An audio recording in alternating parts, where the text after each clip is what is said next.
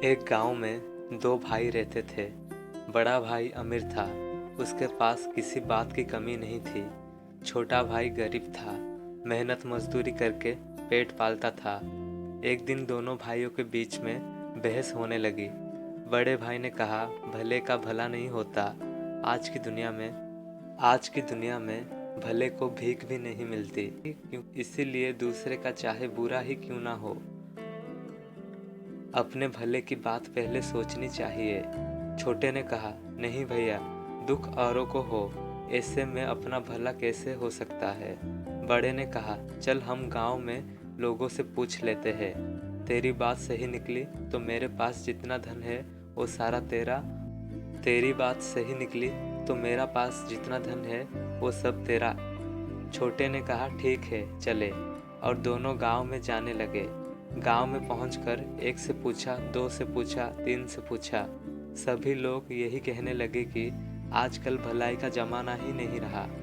भलाई करने वाला तो भूखा मरता है, भले आदमी का कहीं गुजारा नहीं होता, और जो बुरी राह पर चलता है वो खूब फलता फूलता है, धन ध्यान से सुखी रहता है। अब छोटे भाई के पास जो खेत का छोटा टुकड़ा, अब वो दाने दाने को मोहताज हो गया। बीवी बच्चे भूखे मरने लगे, खाने को कोई उधार भी नहीं देता था। वो अपने बड़े भाई के पास गया चावल उधार लेने। सोचा बड़ा भाई है, वो दे देगा। उसने बड़े भाई से कहा, भैया 10 किलो चावल दे दो, घर में अन्न का दाना तक नहीं है, बच्चे भूखे मर रहे हैं। बड़े भाई ने तुरंत कहा, पैसे दे दो और जितना चाहे चावल ले जाओ। छोटे ने कहा, पैसे तो नहीं है। इस पर बड़े भाई ने कहा, तो फिर अपनी एक आँख दे दो। छोटे ने सोचा मजाक कर रहा है, चावल के बदले आँख तो नहीं लेगा। पर बड़े ने चावल के बदले एक आँख निकाल ली और 10 किलो चावल दे दी। यह देखकर उसके बीवी और बच्चे रोने लगे कि तुमने यह क्या कर दिया। उसके थोड़े दिन के बाद अनाज फिर से खत्म हो गया। छोटा भाई फिर से बड़े भाई के पास गया। उससे अपने भूख से बिलखते हुए देखा ही नहीं जा रहे थे। बड़े ने फिर से कहा, दूसरी आंख दे दो, चावल ले जाओ। छोटे ने दूसरी आंख भी निकाल दी और चावल ले आया। घर पर बीवी बच्चे देखकर रोने लगे, तुमने ये क्या कर दिया, अब क्या होगा। छोटे भाई ने कहा, अब मैं अंधा हो गया हूँ, लोग मुझे भीख दे देंगे तो मुझे सड़क के किनारे बैठा देना। दूसरे दिन से रोज उसकी पत्नी उसे रास्ते पर बैठाती थी, जिससे उसका रोज का काम चलने लगा। एक दिन उसे बैठे बैठे बहुत देर हो गया। उसकी पत्नी उसे लेने के लिए नहीं आई। उसने बहुत समय तक उसकी राह देखी।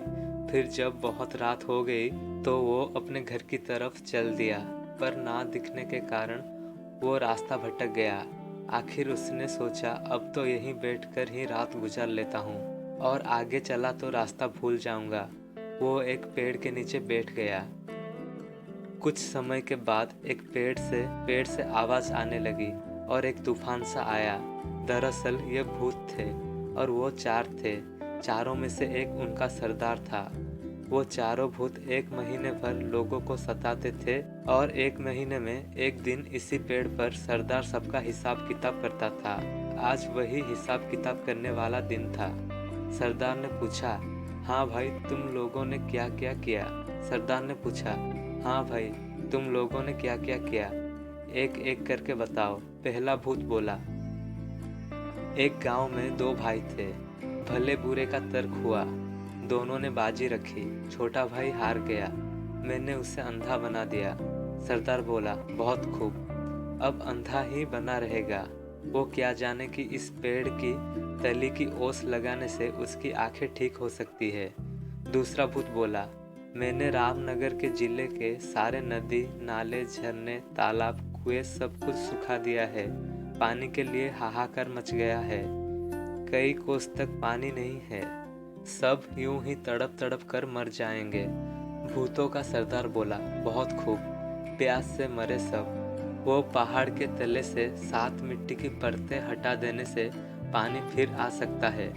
तीसरा भूत बोला, सरदार, राजा की बेटी की शादी होने वाली थी, नगर में खुशियां मनाई जा रही थी, पर मैंने राजकुमारी को गूंगी बना दिया। जिससे उसकी शादी नहीं हो पाई। महल में मातम छा गया है। सरदार ने कहा, वाह, बहुत खूब, वो गूंगी ही रहेगी। किसी को क्या मालूम, इस पेड़ की पत्तों को पीसकर पिला देने से वो बोलने लगेगी। खैर चलो, 1 महीने के बाद इसी दिन फिर यहीं मिलेंगे। एक तूफान सा उठा और चारों भूत चले गए। तब तक सवेरा हो गया था। अंधे भाई ने सबसे पहले वहां की ओस की बूंद अपनी आंखों पर लगाई। उसकी आंखें लौट आई। वो खुशी से झूम उठा। उसने जल्दी से पेड़ की पत्ता ली और वहां से चला गया। उसकी आंखें वापस आ जाने से सब बहुत खुश हो गए। उसने सारा किस्सा अपनी पत्नी को सुनाया और घर से निकल गया और सीधे रामनगर पहुंचा। वहां की हालात देखी तो रोने लायक थी। सूख कर धरती फट रही थी। कहीं एक बूंद पानी नहीं था। हाहाकार मचा हुआ था। उसने पहाड़ के नीचे से मिट्टी की 7 परतें निकाली ही थी कि फिर कुएं, तालाब और झील में पानी ही पानी हो गया। वहां के राजा ने उससे अपार धन दिया। फिर वो राजा के महल में जा पहुंचा। जाते ही उसने कहा, महाराज, मैंने सुना है कि राजकुमारी गूंगी हो गई है। मैं उससे ठीक कर सकता हूँ। छोटे भाई ने झट से पेड़ की पत्ता को पीसकर राजकुमारी को पिला दिया और राजकुमारी बोलने लगी। राजा बहुत खुश हुआ। राजा ने उसको बहुत सारे सोने का सिक्का दिया। उसके साथ गाड़ी, घोड़ा और रहने के लिए एक महल देकर परिवार के साथ यहाँ रहने को बोला। छोटे भाई धन से लदा घर लौटा। उसके परिवार में खुशी की लहर दौड़ गई। बड़े भाई ने देखा कि उसकी आंखें भी आ गई और इतनी दौलत भी। वो ईर्ष्या से जलने लगा। उसने छोटे से माफ़ी मांगी और गिड़गिड़ाया कि उसे भी राज बता दे। छोटे भाई को दया आ गई। उसने सारा राज बड़े भाई को बता दिया। बड़े भाई भी उसी जंगल में गया, उसी पेड़ के नीचे बैठा। फिर वही तूफान आया और भूतों की आवाज़ आने लगी। भूत कहने लगे, जो किया कराया था सब पर पानी फिर गया।